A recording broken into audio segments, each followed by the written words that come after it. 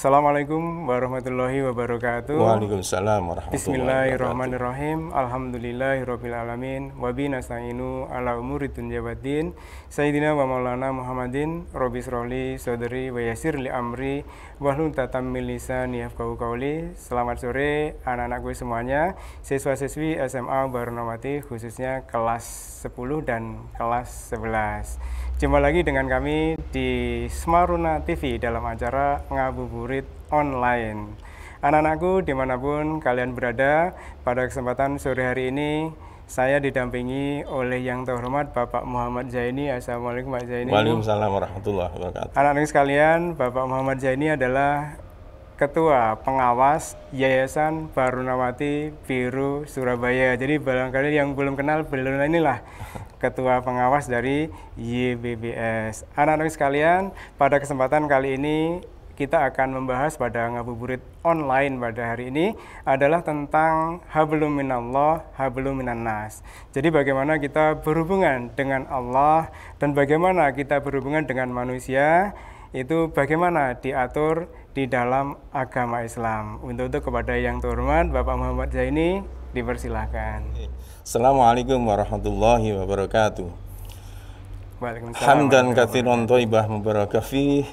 Asyhadu an la ilaha illallah wahdahu la syarikalah wa asyhadu anna Muhammadan abduhu wa rasuluh. Allahumma sholli ala Muhammad wa ala ali Muhammad. Amma ba'du.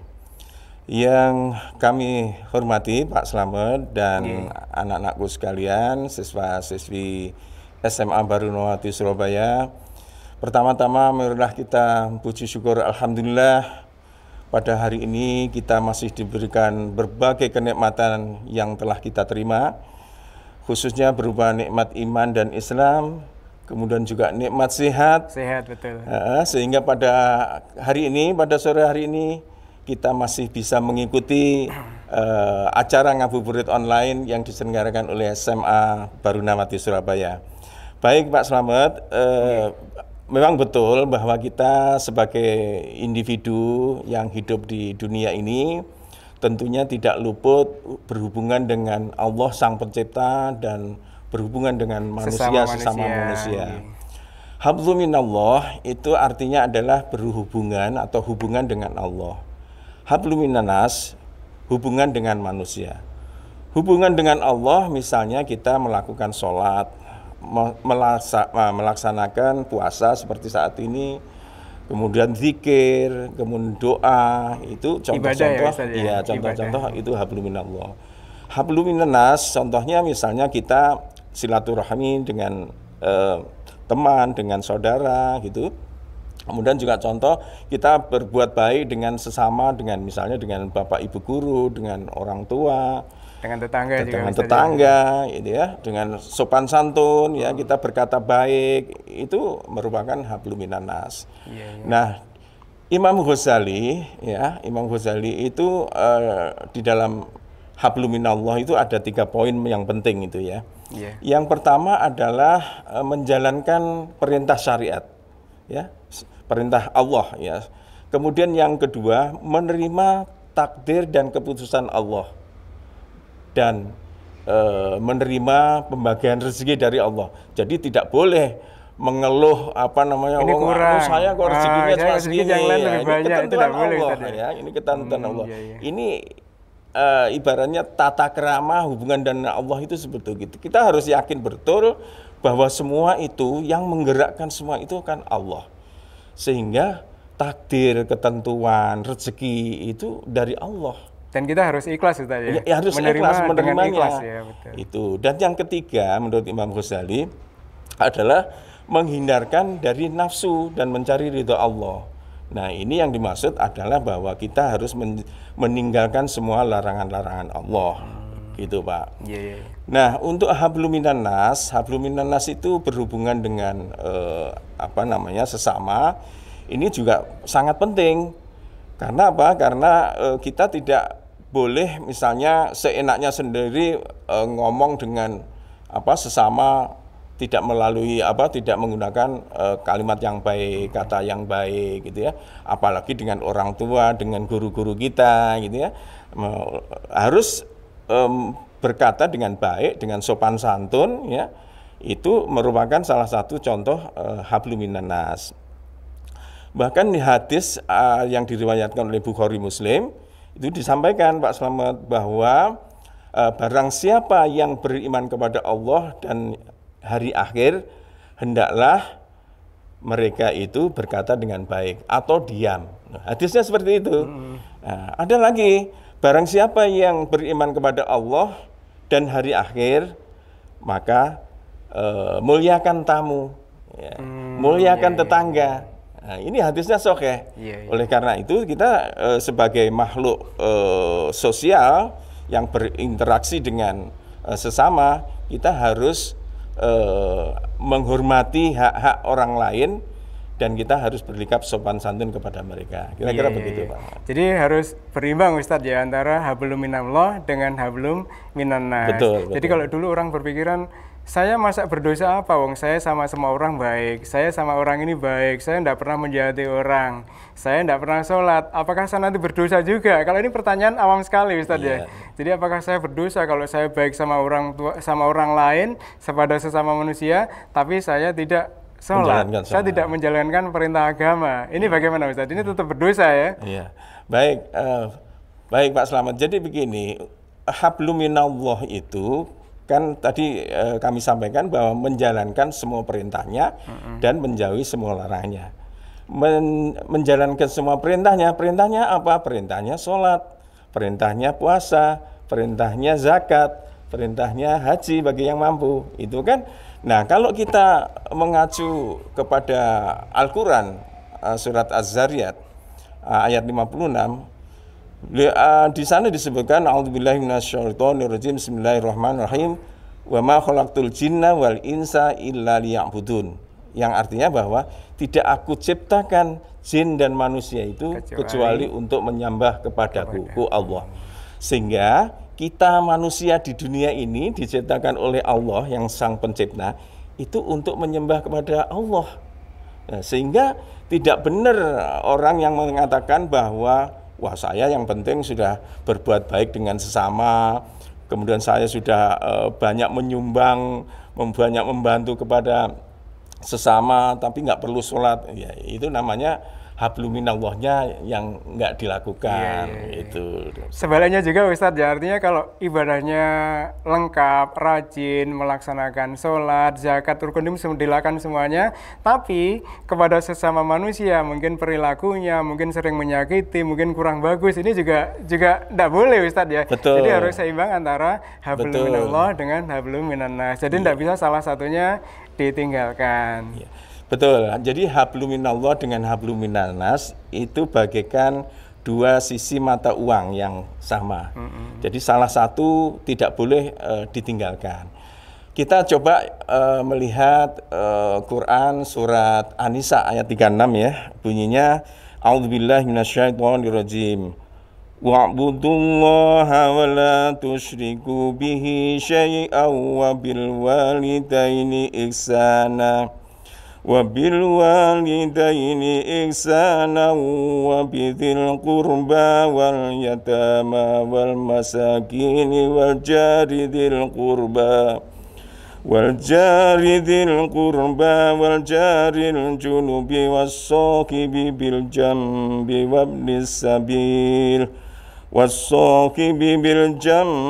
وَابْنِ السَّبِيلِ وَمَا مَلَكَتْ أَيْمَانُكُمْ Inna Allah la yuhibbu man kana muhtalan fakhura. Subhanallah. Jadi artinya begini Pak Slamet. Sembahlah kepadaku Allah, berbuat baiklah kamu kepada kedua orang tua, ya, kepada sahabat, kepada karib kerabat, kepada anak yatim piatu, kepada orang-orang miskin, kepada tetangga baik dekat maupun jauh, kepada sahabat karib, kepada ibnu sabil yang sedang berpergian, dan kepada hamba sahaya yang dimiliki. Nah, sesungguhnya Allah itu tidak menyukai orang-orang yang berlaku sombong dan membangga-banggakan diri. Nah, di Al-Qur'an tersebut An-Nisa ayat 56 itu sudah jelas bahwa kita sebagai manusia harus menyembah kepada Allah, harus melakukan sholat, zakat, puasa, itu rukun Islam itu yang 5 Yang itu. 5 ya. Ya, dan berbuat baik kepada sesama, apalagi kepada orang tua, kepada guru, gitu ya. Jadi itu sudah diatur di dalam Al-Qur'an dan hadis itu.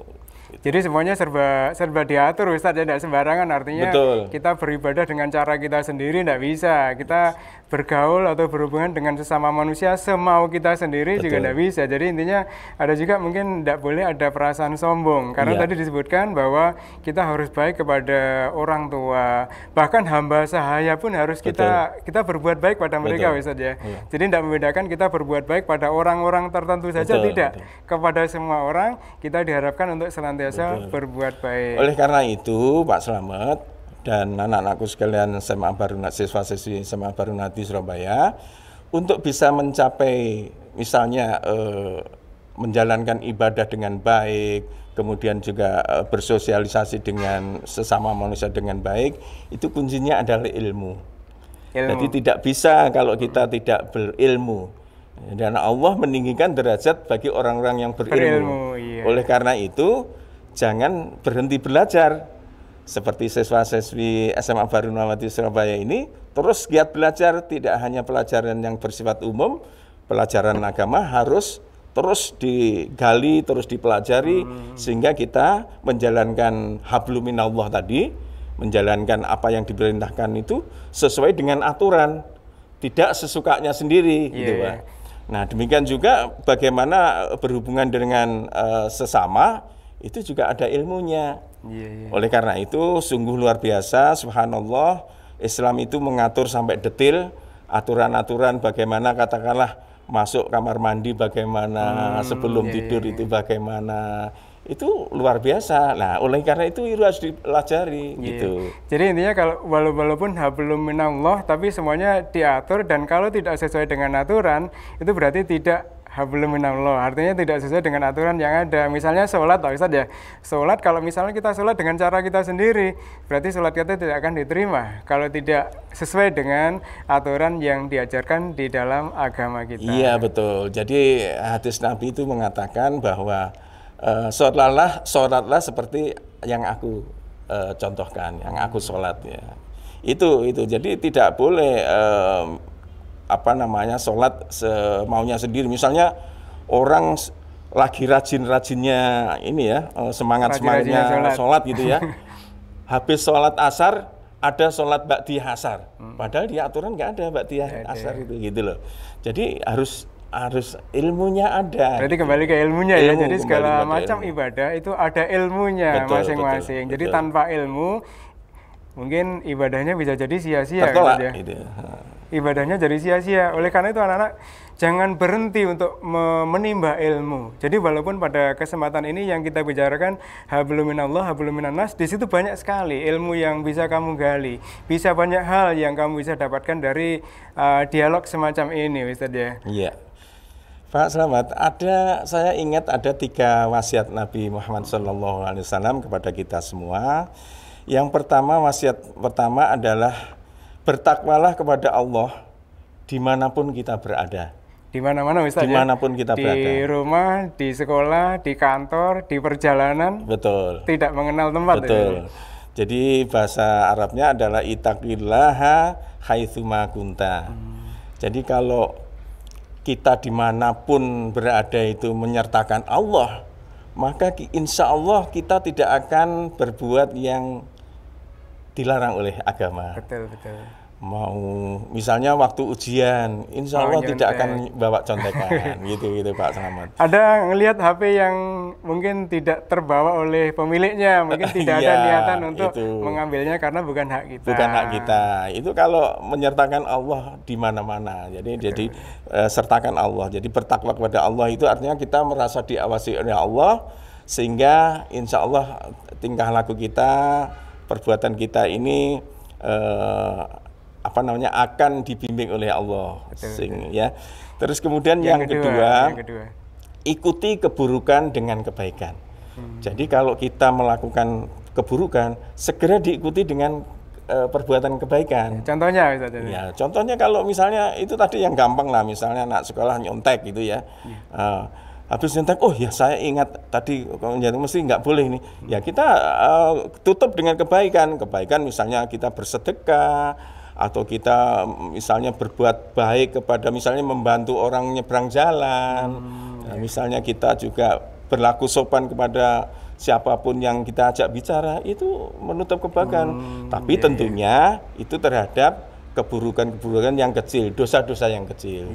Tapi yang dosa besar tidak bisa seperti itu. Jadi tidak bisa kita membunuh orang setelah itu kita sholat tetap dosa ya.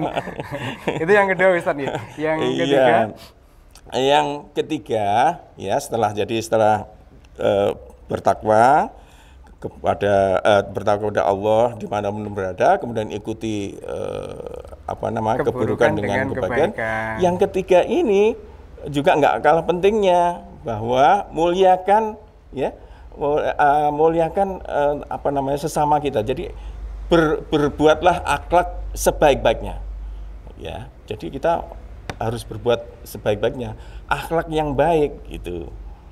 Sehingga hadis Nabi itu ada salah satu hadis Nabi yang disampaikan bahwa barang siapa yang beriman kepada Allah dan hari akhir, maka hendaklah kamu memuliakan tamu, memuliakan tetangga. Nah, itu kan merupakan akhlak individu masing-masing. Iya, betul. Ya. Termasuk sopan santun, sering silaturahmi, itu masuk akhlak ya. Iya, berakhlak baik ya kepada sesama manusia. Betul. Jadi itu anak-anak apa yang disampaikan Pak Zaini, terutama tentang bagaimana kita harus berhubungan baik kepada sesama manusia dan bagaimana kita berhubungan baik dengan pencipta kita, Allah Subhanahu wa Ta'ala. Semuanya sudah aturannya ada, diatur menurut agama kita, dan insya Allah kalau kita mengikuti apa yang diatur oleh agama kita, insya Allah kita akan selamat dunia dan akhirat. Amin, amin ya rabbal alamin. Pak Zaini, terima kasih atas waktunya yang disempatkan untuk anak-anak kita. Mudah-mudahan ilmu yang Anda sampaikan bisa bermanfaat bagi anak-anak kita. Mudah-mudahan anak bisa mengamalkannya dalam kehidupan kita sehari-hari. Amin. Ada yang disampaikan sebelum saya akhiri? Ya, ini kan puasa kita ini kan sudah separuh lebih ya. Separuh, 16 hari ini. Oleh karena itu saya pesan kepada diri saya sendiri dan kepada anak-anakku semua, siswa-siswi SMA Barunawati Surabaya, marilah kita puasa yang masih sisa 14 hari insya Allah atau 15 hari ini, marilah kita gunakan waktu ini semaksimal mungkin dengan meningkatkan ibadah kita, meningkatkan tadarus kita, meningkatkan sedekah kita. Dengan demikian kita mudah-mudahan setelah puasa ini kita betul-betul menjadi orang-orang yang muttaqin, orang yang bertakwa kepada Allah Subhanahu wa Ta'ala. Amin ya rabbal alamin. Amin ya rabbal alamin. Terima kasih Pak Zaini atas kesempatannya. Mudah-mudahan sekali lagi apa yang Anda sampaikan bisa bermanfaat untuk anak-anak kita semuanya. Anak-anak sekalian, demikian dialog pada Ngabuburit Online pada kesempatan kali ini. Mudah-mudahan kita bisa ketemu lagi di Ngabuburit Online selanjutnya. Saya akhiri dengan ucapan wassalamualaikum warahmatullahi wabarakatuh. Waalaikumsalam warahmatullahi wabarakatuh.